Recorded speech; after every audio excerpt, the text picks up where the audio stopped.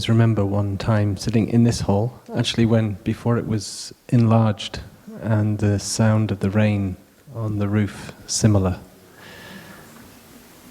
And it's almost a comforting sound, not too noisy, just gentle rain. And I remember Thay shared a kind of haiku, a short poem. It rains, nothing to obtain. It's a lovely short. So just listening to the rain, and we're seated here together, and it's already kind of complete feeling just to be together as a community and to be practicing to come back to ourselves, to breathe mindfully, to smile with the smile of the Buddha, the smile of loving kindness, presence and non-fear to ourself. That is our practice. While we sit here, we're in touch with what is there.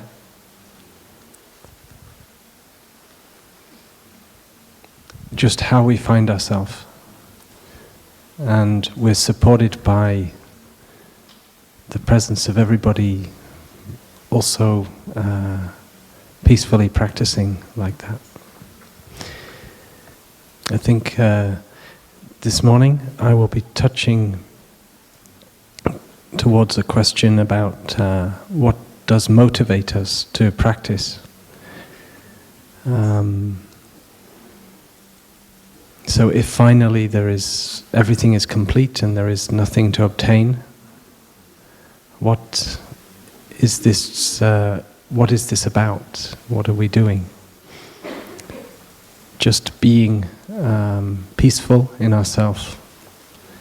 I think when the Buddha set out on his path, I'm not so sure he was so peaceful in that way.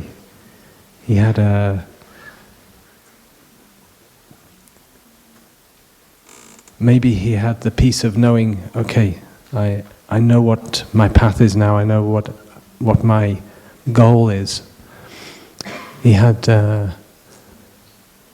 been a prince, and to give up all of that, to give up the life of a prince, with all of the comforts and promise of political power, to do good. It seems he always had the heart. When you read the story of the Buddha's life before he took the path, he wanted to do good. That wasn't in question. But he had a kind of, an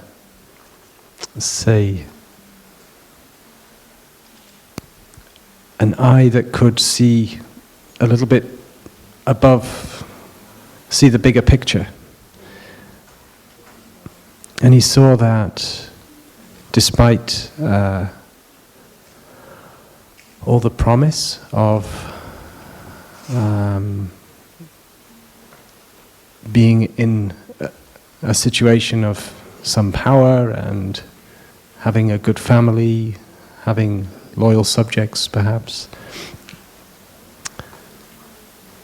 having healthy body, he somehow saw the suffering and he saw the potential for great violence. There was probably political rivalry and potential wars about to, in this sort of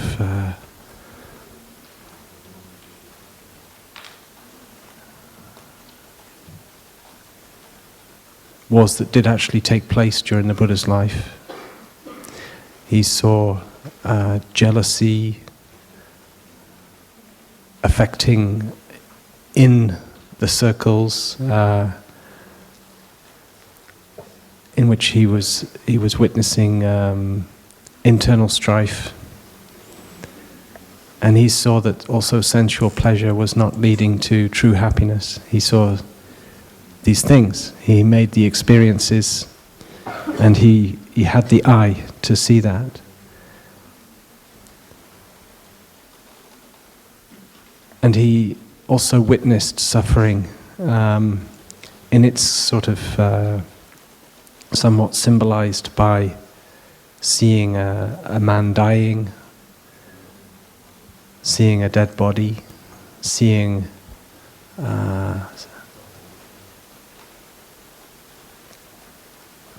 also seeing an ascetic, seeing somebody who is practicing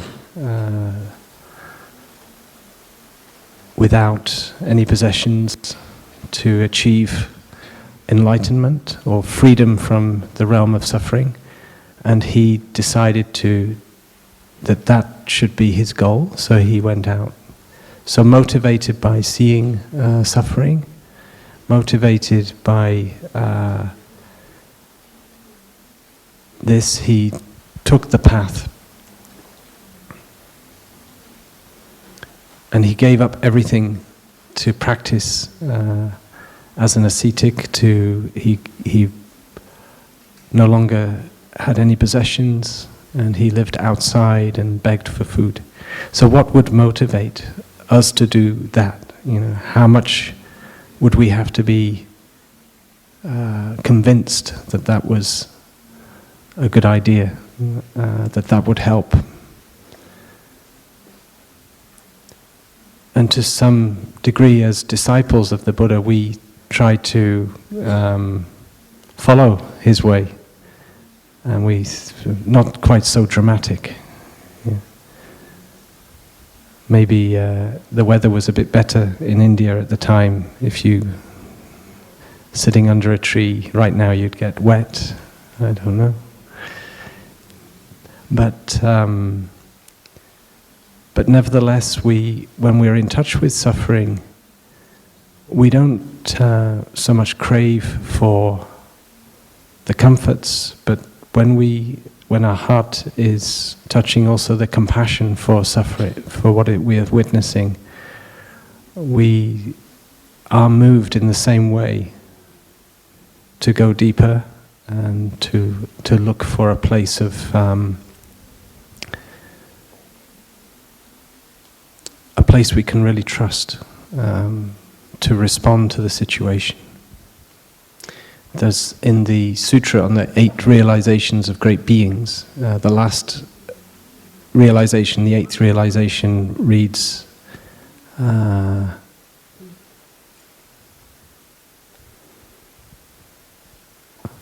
it's the awareness that the fire of birth and death is raging, causing endless suffering everywhere.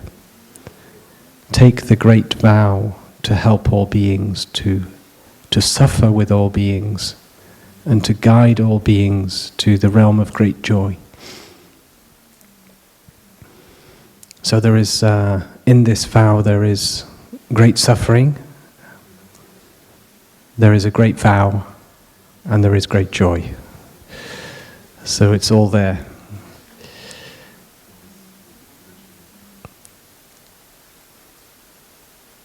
I recently saw a talk of Thay given in 2006 in the Breath of the Buddha retreat. It's possible to see. He talked about his a period in 1944, and there was a great famine in Vietnam at the time, and so many people died of starvation.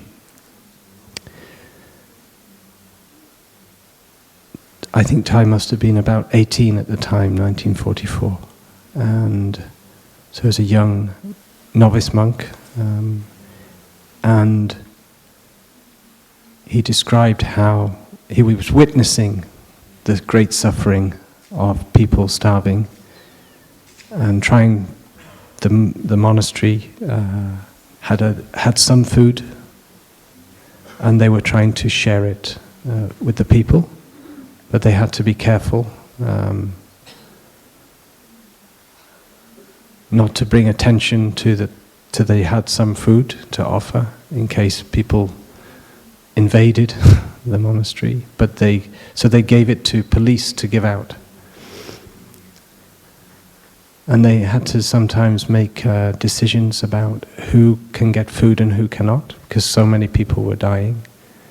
And for a young person, to make that kind of decision,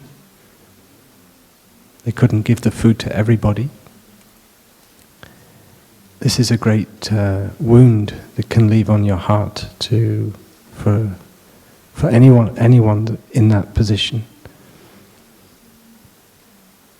To have to witness the suffering, and to also be in a position making such choices when you're trying to help. It is must be heartbreaking. When I saw that, Thay talking about that in a Dharma talk,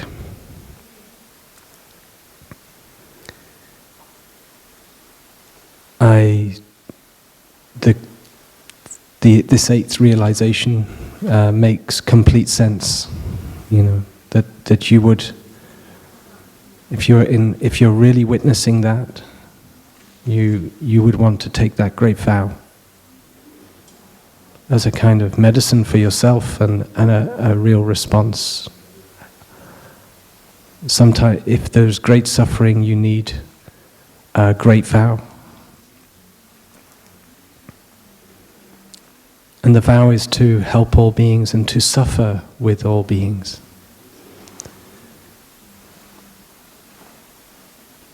When we talk about suffering with, the word compassion comes to mind, because that French word com, with, compassion, suffering, says suffering with compassion. But the word from the Buddhist teaching, karuna, for suffering, means something more, in the sense that it means having the capacity to relieve suffering.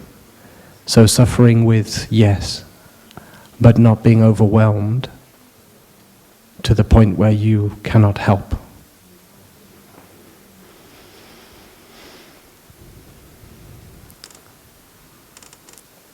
But overwhelmed is what can happen.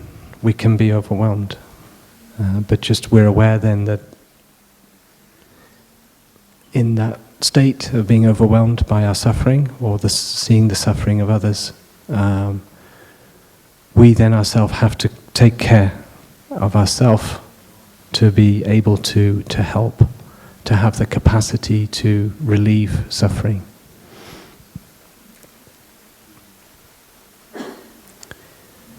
And maybe in those moments of overwhelm, the vow, taking the vow, can help.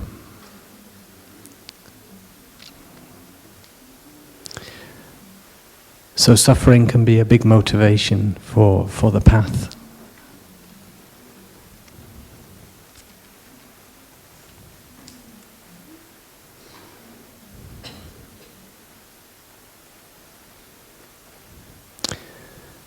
It just so happens that at this, I happened to listen to a talk about somebody who was almost exactly the same time, 1944, during the Second World War. A Lutheran theologian called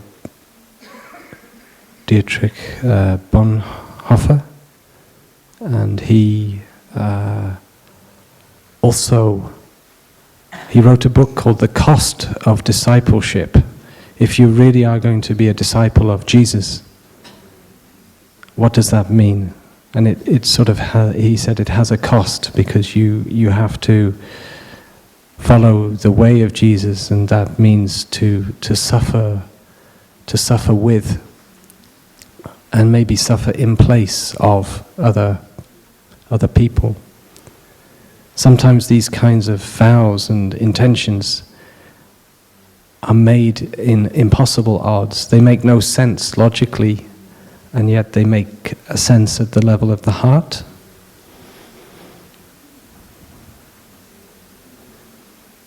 They may be impossible to fulfill.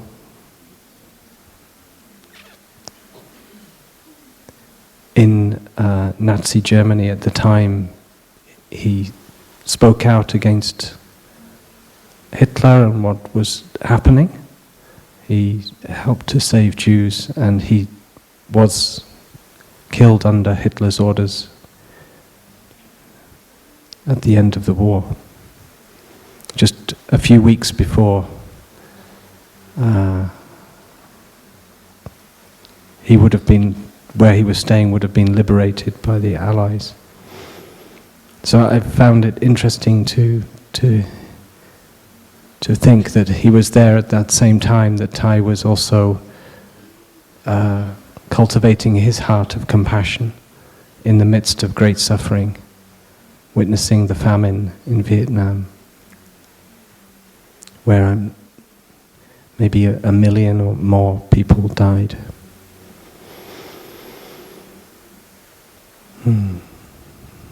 So I'd just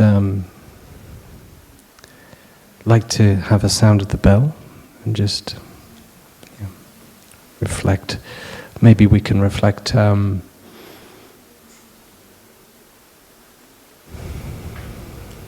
we know there is suffering in the world in the present.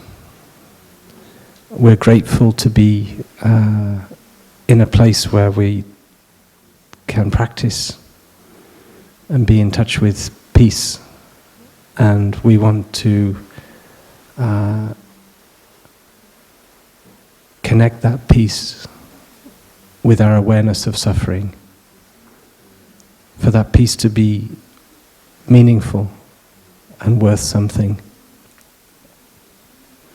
We offer it for those in the world that are suffering.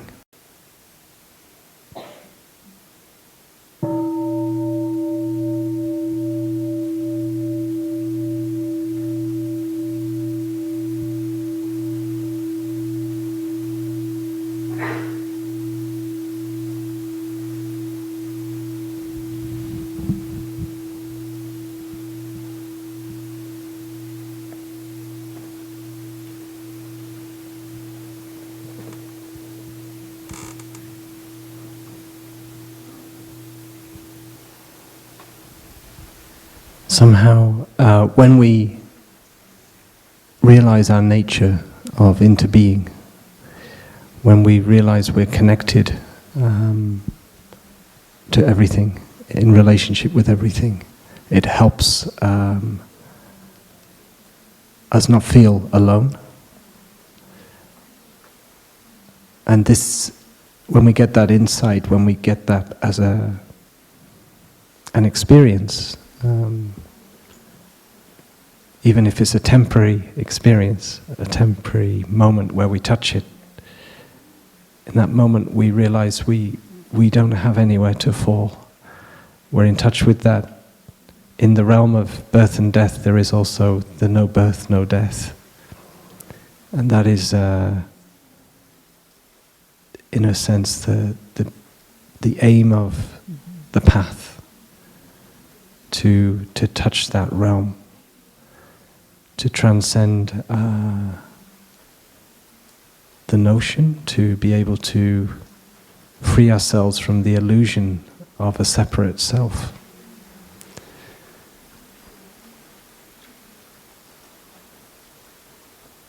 And there is, if that is the reality that we can touch, that reality is there anyway, but somehow we're caught in a smaller idea about and we're caught in a sense of a separate self. And we know that. And so even just knowing, okay, I'm caught in that feeling of being a separate self, but knowing there is a bigger reality out there. We have some faith, maybe we've touched it, and we try our best to re-experience that truth. We know that we are much more than our 5 skandhas. The term 5 skandhas refers to our body, our feelings, our perceptions, our mental states, and our consciousness. In other words, we're much more than what we think of as this separate self embodied. And yet it is through this body which we can touch our nature of interbeing. And sometimes that is through compassion, and sometimes it's through suffering. When we suffer, even as a small suffering, we can maybe remember, I'm not alone in this suffering. If I'm suffering this, I can be sure many people also suffer this. I think my suffering is very individual, very just about me. I am the only one that feels quite like this, so isolated, so it's very, maybe we get even a bit precious about our suffering. It's my suffering, it's mine. And we identify with it. And it is an action of the mind to remember that actually we're not alone in our suffering, and there are other people suffering. Maybe something very, very similar. Be it a physical ailment, or be it a mental, maybe depression, or something like this. And that thought immediately then connects us to those people also suffering.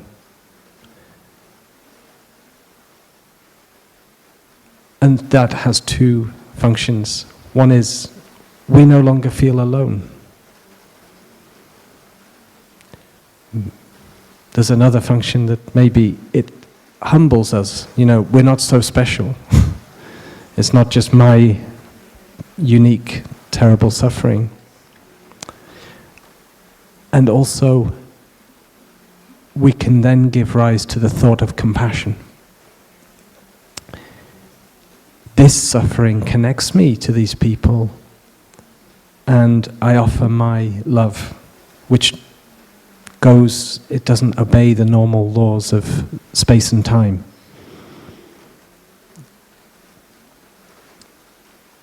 At that moment, if you give rise to the mind of love, connecting to those people suffering, it's a real connection. It means something.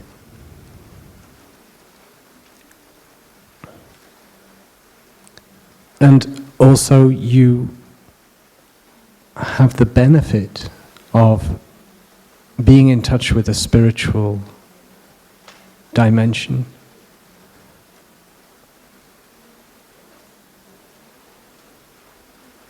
First of all, this very connection we're just talking about is a spiritual connection. And secondly, the fact that you have a way to practice, to stay with what is present without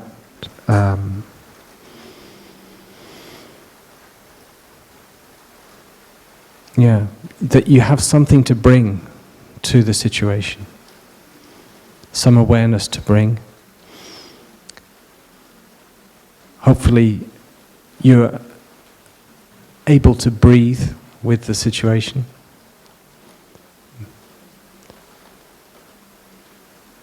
at least you can bring some mindfulness to yourself in such a way that you are aware, yes, I'm suffering, but I'm also aware I'm much more than this suffering.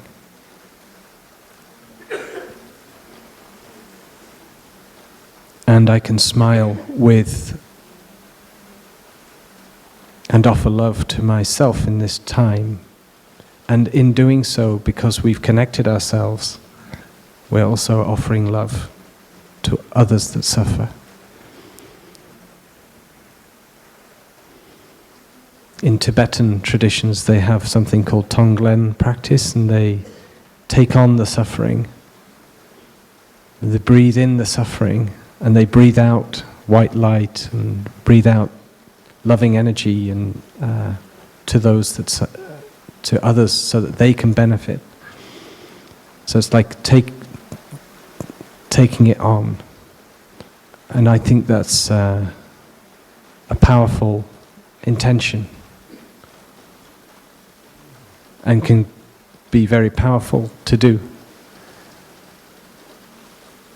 I don't see also how in this practice it would be incompatible to also offer love for yourself in that moment. Yes, I'm taking on the suffering, but I'm also taking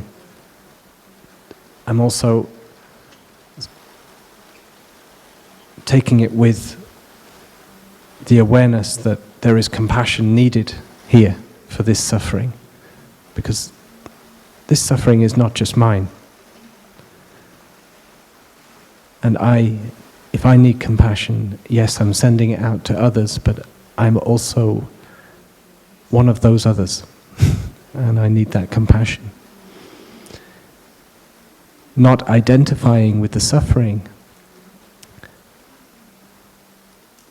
really helps in this way. Yeah. We don't say, this is my suffering. We say, this is suffering.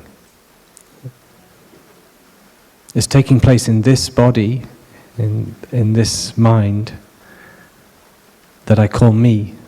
But finally, it's suffering. It's just suffering. And that can help. When, going back to the Buddha, when the Buddha sat under the tree, so the story goes,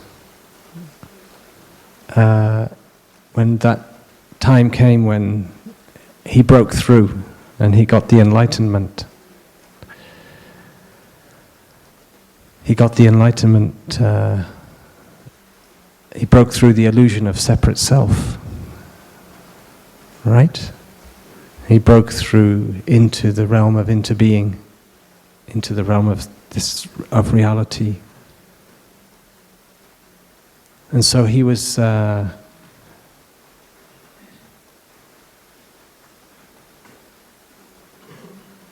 probably feeling pretty good. And then Mara came along. Have you heard of Mara? This sort of the evil lord came with all its chariots and had a go at the Buddha, basically. Tried to attack the Buddha. And he'd been trying all night. He'd been sort of doing all sorts of tricks and firing arrows and trying to tempt him. And finally, the last thing he had was to manifest as what we would now call, these days, we would call the ultimate inner critic. Because he said to the Buddha, he said, who do you think you are, saying you're enlightened? What gives you this idea? How dare you? Yeah. It's not very humble. And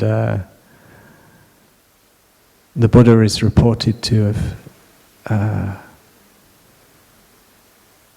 touched the earth at this point with his hand. So sometimes we see statues of the Buddha where he's touching the Buddha, touching the earth. And the legend has it that the earth shook. The earth bore witness to his enlightenment. The Buddha touched the earth as if to say, he's reported to have said, "The earth is my witness." As Mara had said, "Who can be witness to your enlightenment? Who says, apart from you?" And the Buddha said, "The earth is my witness." And I could well imagine that being, it really rings true, like it feels right, you know, the whole scene. You could imagine it because truly, I imagine the Buddha in that time, in that place, was really touching the reality of his connection to Mother Earth. Yeah.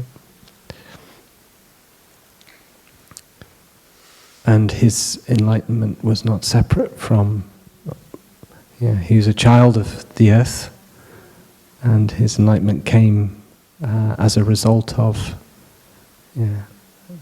thanks to and with Mother Earth. So I find that a beautiful story, and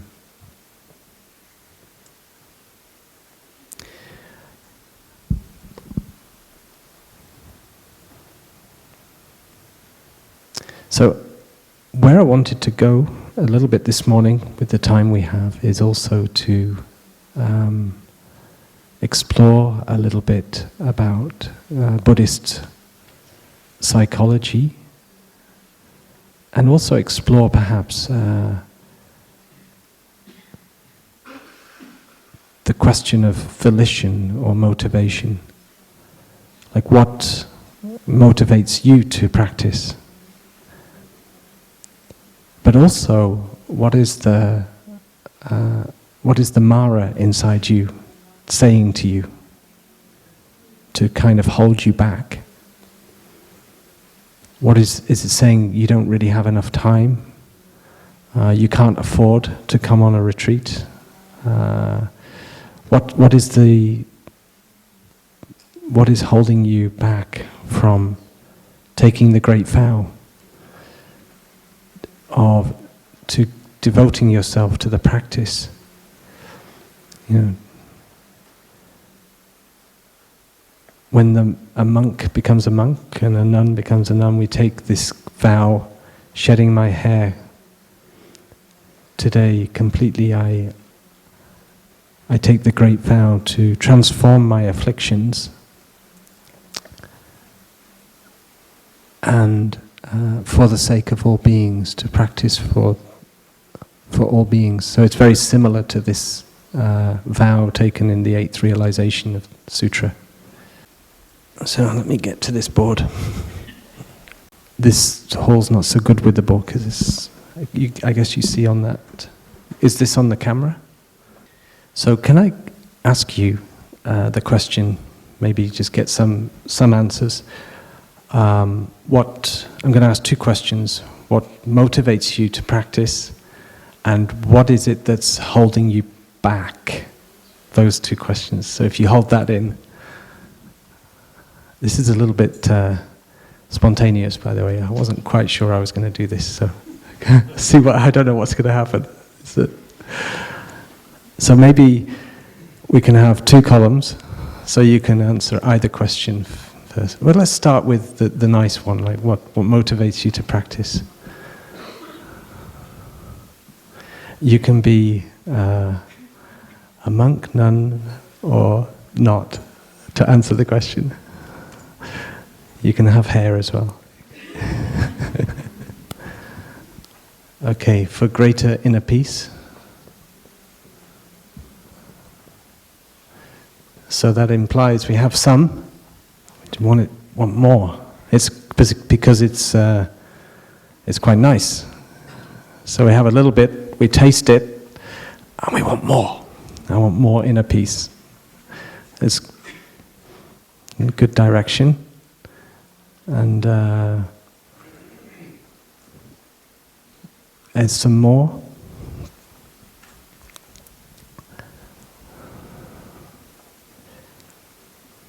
Nothing to obtain, huh? I better get from some other people. There must be, I've got one here. To be alive. So this would mean, since you are alive, this means to kind of come into sort of to feel alive, to really experience true life.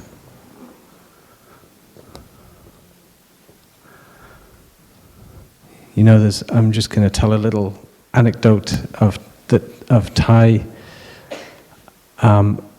Once gave this name, true life, to somebody, and that happened when this man came and had breakfast with Thay, and Sister Chan Kong, I think, said, "Oh, please, Thay, can you say some words for this man, because he has been diagnosed with cancer and has 2 weeks to live.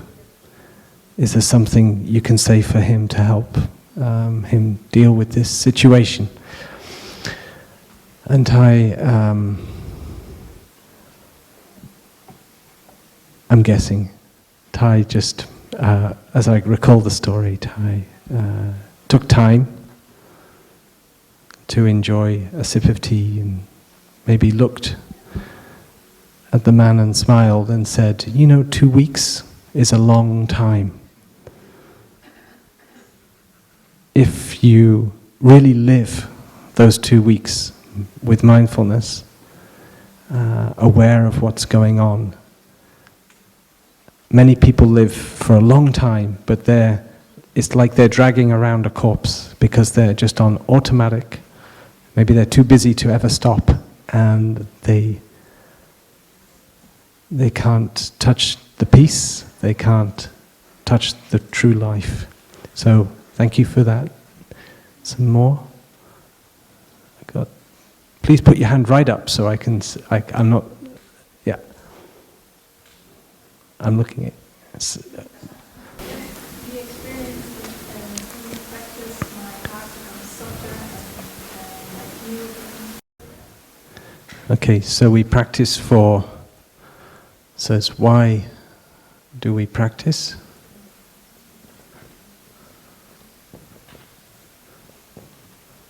For clarity, and you said a gentle, softer heart. Did you? Yeah.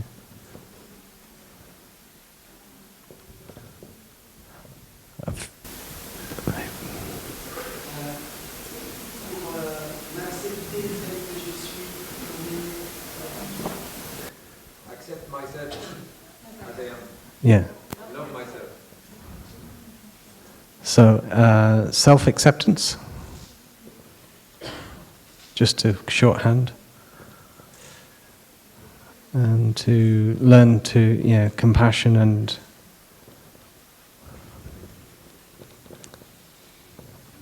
love. Okay.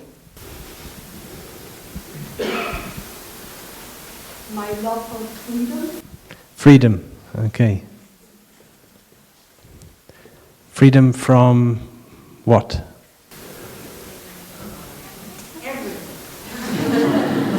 Okay. Yeah.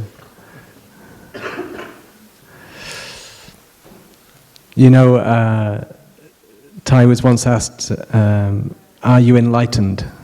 And Thay said, enlightened about what? So that we have to be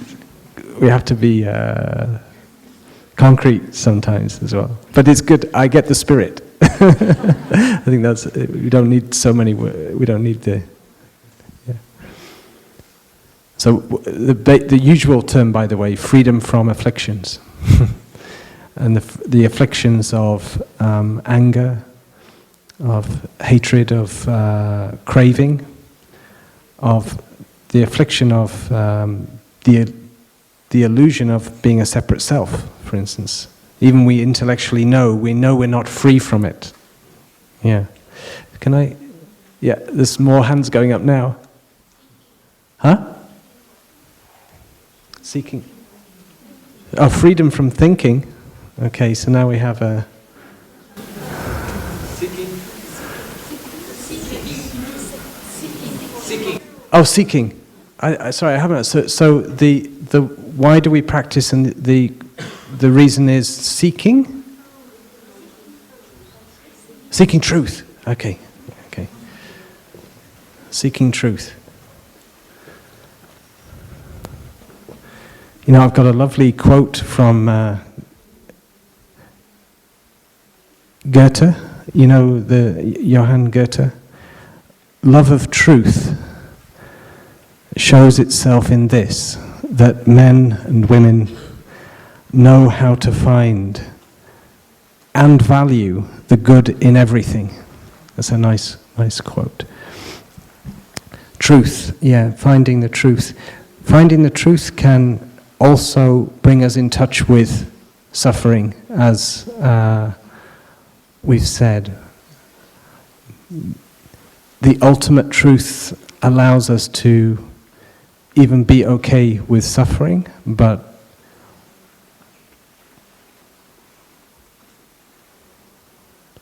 you know, it doesn't mean we transcend that. We somehow accept that. We somehow have acceptance there. Next, there was a lot of hands up, actually. Yeah, I'll go for a new one. Yeah. So to transform habit energies. To discover and transform.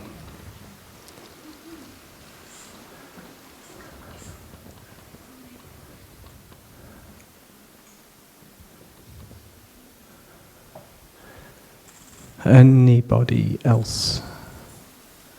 This. Okay.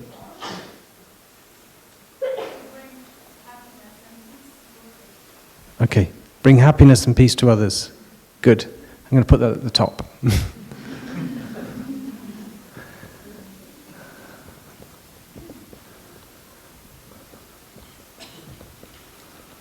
So this is.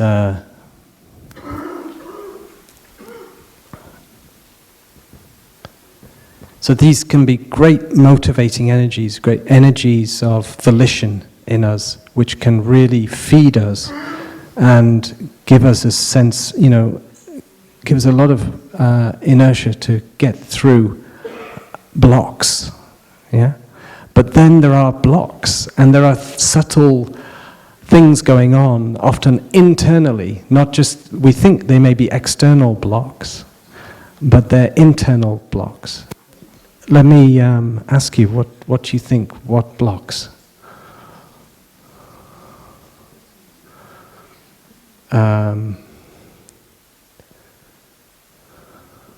What blocks you to practice? And when I say practice, I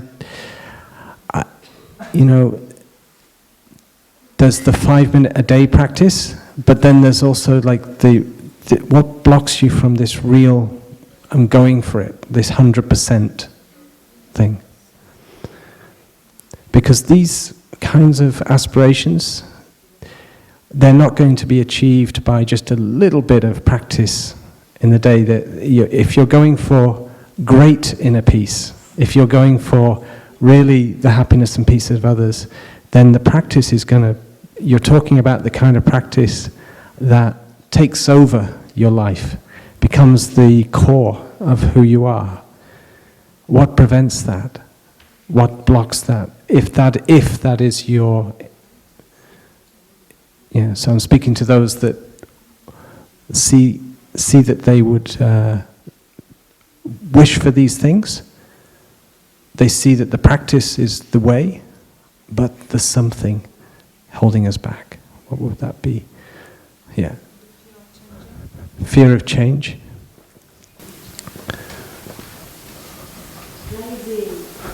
Lazy. Thank you. Yeah, it's my favorite. Yeah.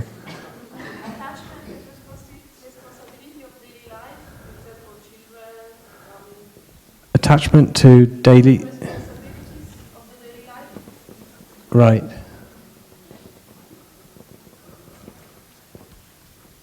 Okay. habit energy, of course. So we want to transform our habit energies, but our habit energies stop us from transforming our habit energies. Oh, we'll have to look into that. Huh? Thinking, yeah, sorry. I think I need to clean my ears out today. Keep on thinking, yeah.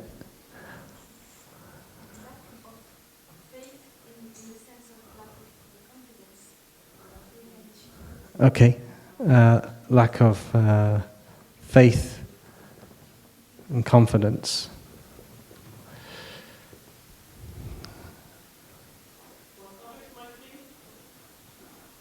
Okay, yeah. How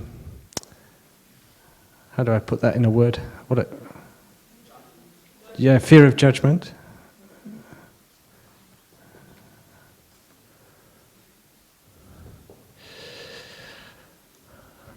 Okay. Fear of pain. Yeah, I think that's a good one. That should go at the top. Okay.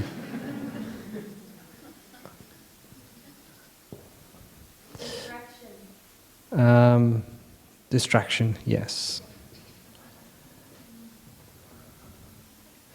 And distraction often has a lot. Distraction is a big one because we get distracted on the outside a lot, but there's also ways we internally distract ourselves. And why? Because we want to avoid pain. So I want to go now, and I know that we could add to this list, but I just want to go to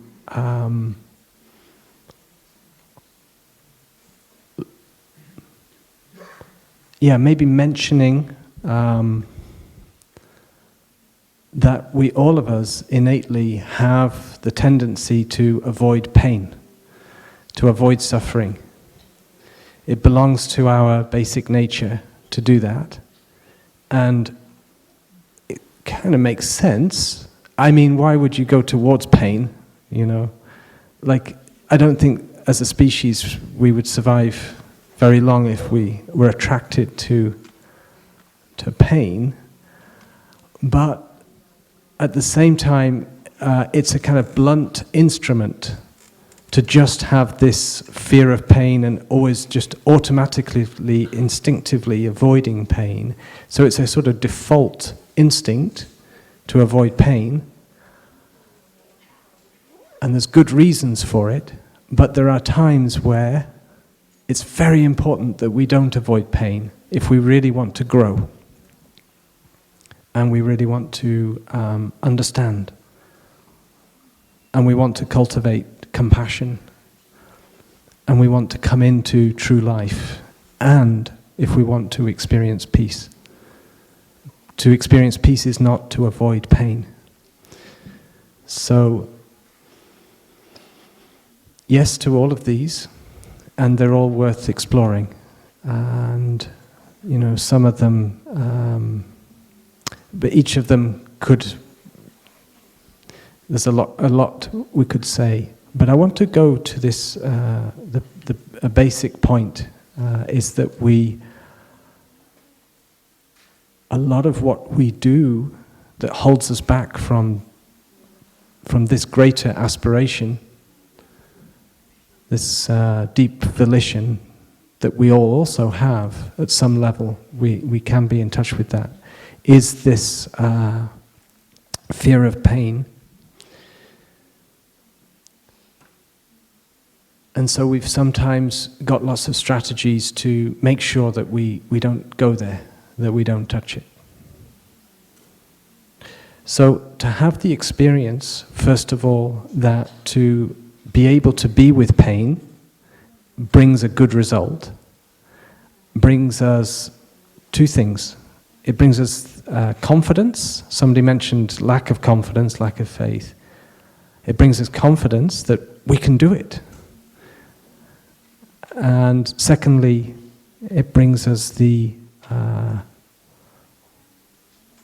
insight that that pain wasn't, being with it didn't lead to more, but it led to a good thing. So, learning to be with pain in a good way is what we call the art of suffering. How we are able to be with in such a way that actually we're getting a benefit from it. And there's many times that suffering comes into our life that we didn't ask for, we don't want, but we have to deal with it. Maybe we lose a loved one. And sometimes these wounds can bring us actually to a deeper place that we're grateful for. But even taking a lesser kind of suffering, just maybe one emotion. Maybe you just touch one emotion of anger, for instance, and having the experience of being able to be with it, you realize, oh, I can actually be with this. And not only that, but I get a huge benefit from doing so. I get energy, I actually get the clarity, I get the freedom from the anger, and also freedom from the fear of the anger. Because oftentimes we're very frightened of our strong emotions, so we will suppress anger, we will avoid our anger, for instance, and that goes for the other emotions. So fear, the same. We may be very frightened of the future, and so we'll do everything we can to not think about it. And that's a strategy. But the Buddha invited us to circulate fear, a bit like giving it oxygen, to breathe with it. You don't have to take it all on at once, but just even to just touch it a little bit, and to learn how to breathe with it, learn how to be with it. And knowing we're not alone in our suffering, knowing we're not alone in our fear can help already a lot. But there are also some internal strategies, some sort of internal maras that are very tricky and would have us. They seem to have all of the tricks. They know where the switches are, and they partly belong to habit energies. It's maybe Mr. Lazy here, but they will do anything for us to avoid. And how do we take care of that? How do we see what we're doing? When we come into meditation, we're shedding light on ourselves. It's like when we close our eyes on the cushion, we're actually turning the light on to see what is going on. How am I actually right now? How are my feelings? And we start there, just taking care of what is going on right now. But at a certain point, when we have calmed down and we can also have the ability to see what is really motivating us, what is going on. So as well as this kind of motivation, we may have other motivations. And we may have the motivation to avoid pain, to avoid suffering, and we see that, and we see how we do that in different ways. One basic instinct we have is to survive, and that's great, but the problem is it can give rise to certain motivations that we should check, because they maybe haven't been questioned. For instance, To survive, we want security. And we see poverty gives rise to insecurity. We maybe witness that. So our goal in life becomes to have lots of money.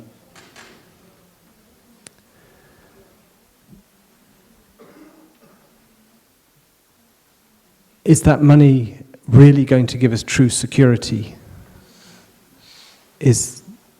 And is it going to bring us to any of these motivations to practice? Not to say money is a bad thing, but when our whole goal in life is money, we can spend our whole life achieving that, and we don't have time for this. And we're maybe caught in an idea of what true security is. Another thing, deep motivation we all share is we want love. And sometimes we look in mistaken places for love, like fame or sexual relationships, stroke romantic. And, you know, in a romantic relationship we might find some love, but it's not sure, especially if that love we're trying to get is a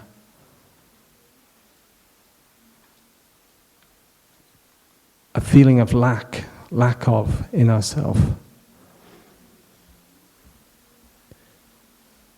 And as for fame, the idea that fame can, people do that, they want to be, they're looking for acceptance, etc., looking for praise. And when we identify that motivation in us, we can say, that's not actually going to get us really what we need.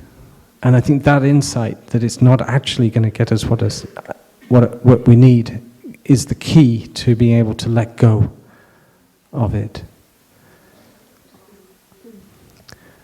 But only if we know how to truly meet this need for love will we be able to let go of these other ways. So this is a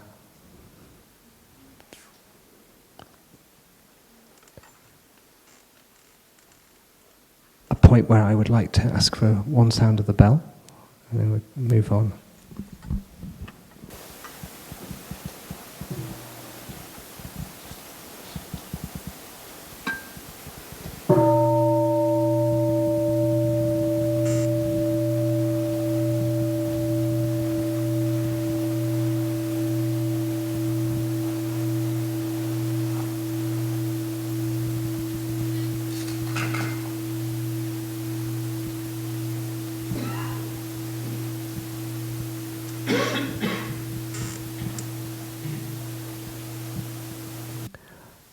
What I want to maybe suggest then is how to connect this to this. What is the connection? And if this is all about becoming enlightened, becoming awake, there is a nice Buddhist teaching about factors of awakening. So I'm going to list them. One is mindfulness. One is curiosity, usually termed investigation, but I like the word curiosity. The next one is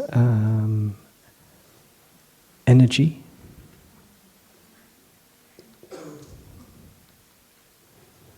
There is joy.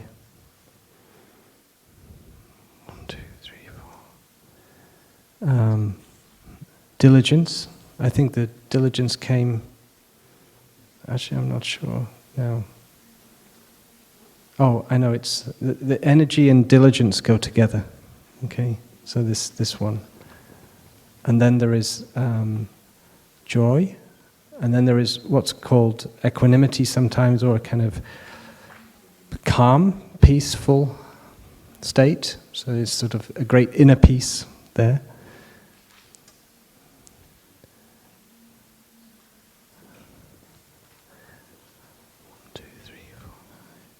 And then there is concentration.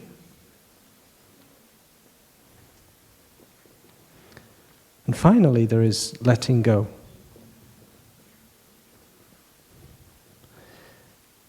And although they're somewhat presented sequentially, they can be in each other. When we practice mindful breathing, the way to practice mindful breathing, to become aware of your breath, is not to attach onto it and control it, but to let go and let it be. It's like the Beatles song, "Let it be." Let the breath be, let go. So there's already a kind of letting go right at the top of this, of the mindfulness, for instance, of the breathing. As an attitude of relaxing and letting go. And of course we need energy. The curiosity is interesting because it refers to an attitude with which we approach an object of our mindfulness.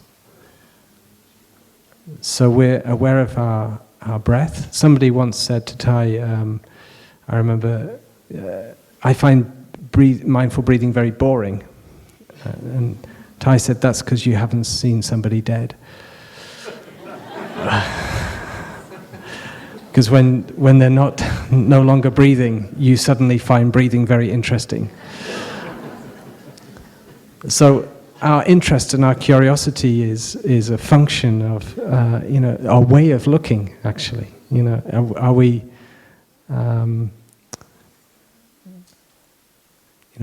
I sometimes say to teenagers, complain about being bored a lot. I said, can you become interested in your being bored? Just to try and sort of, turn it around a bit. Get curious about your laziness. Get curious about your habit energies. And you can kind of approach it with a sense of, this is interesting. Rather than, oh my gosh, I really hate this side of me, and this doesn't match with this beautiful side of me that I want to be and I want other people to see. For instance, it's interesting, somebody said that they were worried about being judged for practicing, but we're often, so you can be curious about these different mental states as they arrive, and it allows you a certain detachment, but also it's an attitude where we don't get overwhelmed, but we're curious. So this is a way, and since these are factors of awakening, they're factors of enlightenment, they're bringing light onto these, we're getting awakened about these blocks that we have, be they internal or we think they're external. Often the external ones, there's an internal connection that if we unblock that, the external problem is no longer the problem. So applying the practice to the blocks, that is a big key if we want to move on. Because if we just try to suppress the blocks and force this, it can go so far. It's true that we want to sometimes push some to practice. We want to override. Sometimes we just say a blank no to that lazy, Mr. Lazy, and we go to sitting. so ironic that we would be lazy to sit still, but yeah.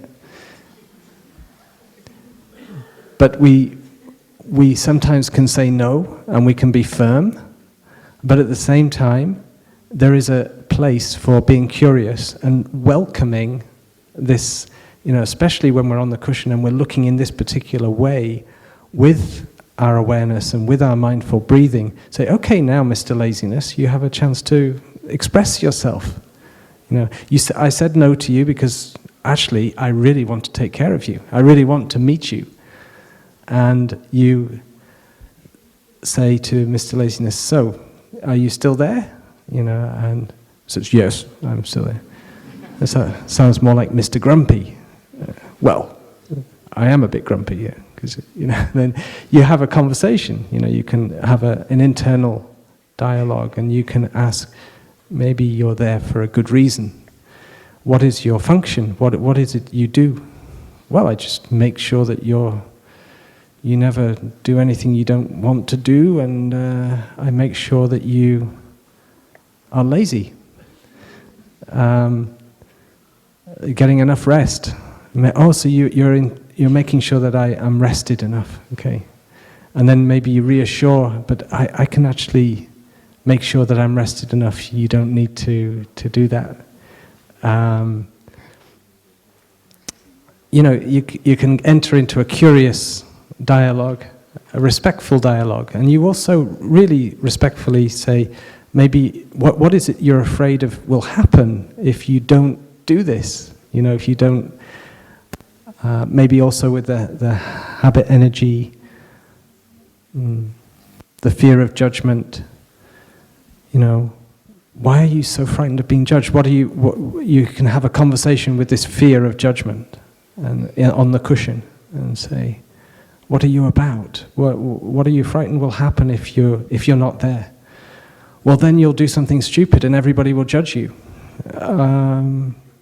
Okay, and why is that so bad? Maybe start to question, go further, get to know your fears, get to know your internal strategies that are there to help you avoid suffering, avoid pain, but are maybe blocking you from true life, from really going deep in the practice. And you ask them, you can ask them to have a rest, to take a holiday, these parts, and let you practice, and yeah. But you promise to them, I won't ignore you if you've really got something important to say. Yeah, so please let me know if you have something important to say next time I'm on the cushion, and we'll have another dialogue. But if you can, because maybe you're preventing me from touching something profound, something important. And it can be that these internal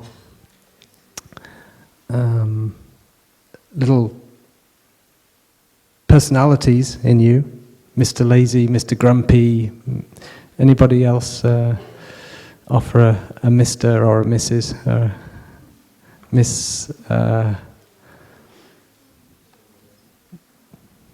Got lazy, grumpy, the judge,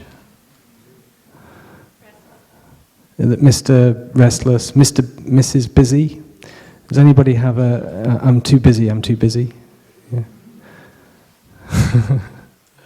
So we can start to name these little personalities in us and get to know them and ask them to, tell them we've got a job to do here. We really want to do this, So you negotiate with them. It's like a kind of,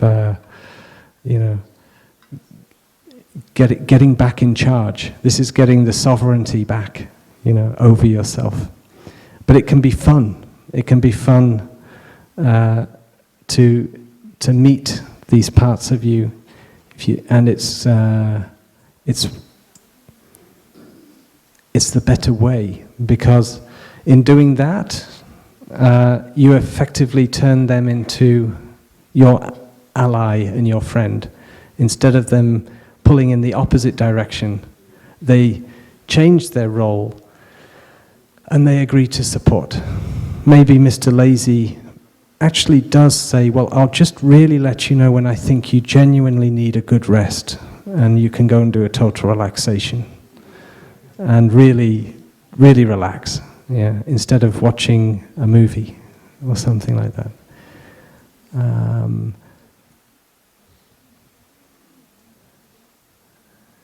The judgment one is quite tricky.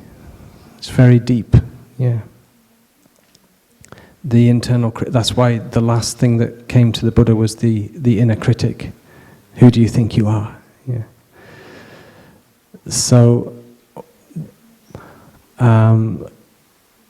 that's just a way to approach.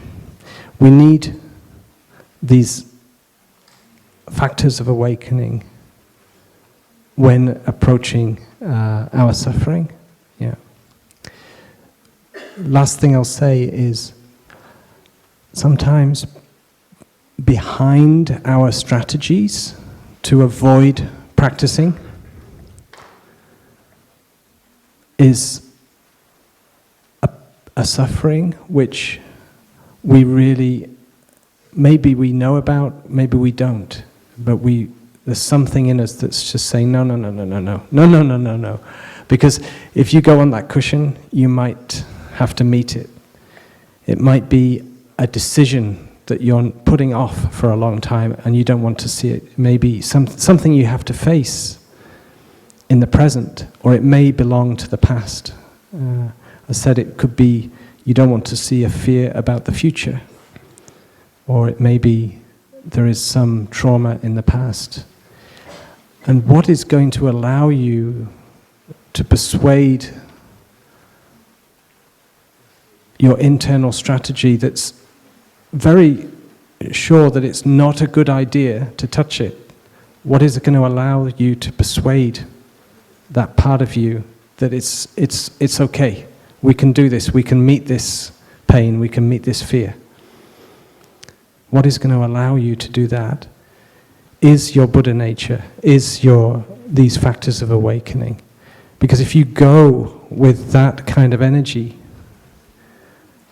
respectful curiosity, you've got the peace, you've got the concentration, and your attitude is not forcing.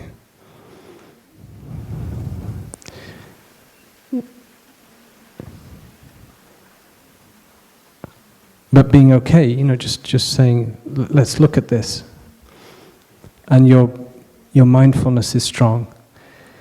Then that part of you will say, yeah, okay, I think, I have to trust you. I have to trust that maybe you can deal with this, you can cope with this, you can handle this. And when you meet the pain behind, maybe it belongs to a child that is in a cave, that is wounded, that received, is hiding and is kind of not allowed to come out. And you meet that, and the child's pain, suffering, feels like it will overwhelm you. And maybe that's why you're avoiding, maybe that's why you're staying busy or staying lazy.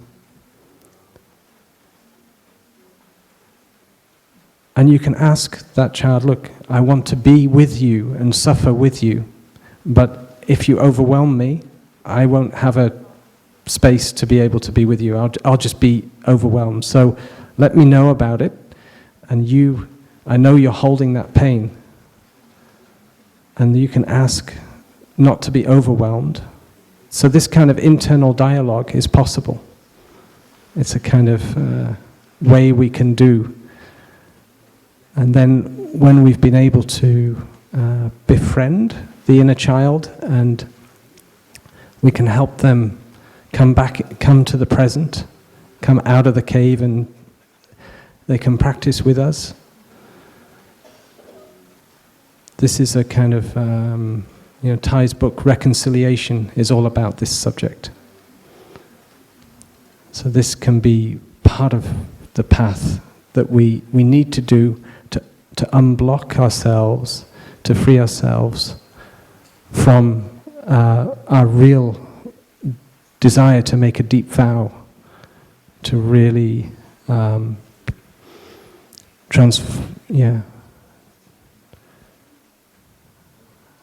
a vow of compassion and wanting to bring happiness and peace to others, which is a beautiful thing to do. But in order to do that, we first have to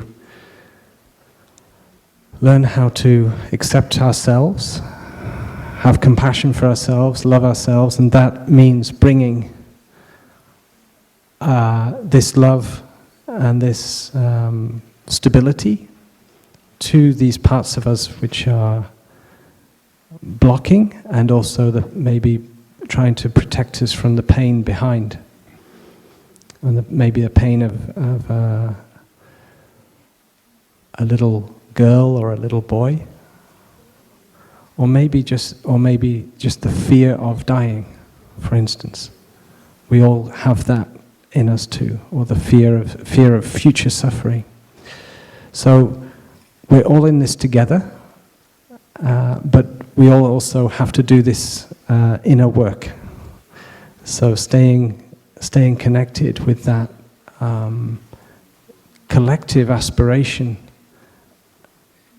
So what I've shared about today is just maybe giving ourselves more, hopefully,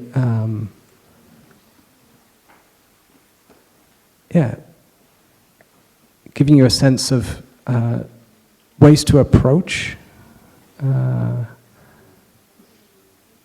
the practice for yourself, to free yourself up. Because when we can do that, we can really walk solidly on the path. There are times as well when we do practice of touching the earth, like in the morning, where we really touch that place that really aspires to practice in a certain way during the day. It invites us to walk mindfully, and when we're touching the earth in the morning, we're listening to Thay's words and the text, and we really feel we can make that vow. And how long we can carry it through into the day and actually act on that is another question. And part of it, how we are able to keep that, is connected with these aspects of what's blocking us. So,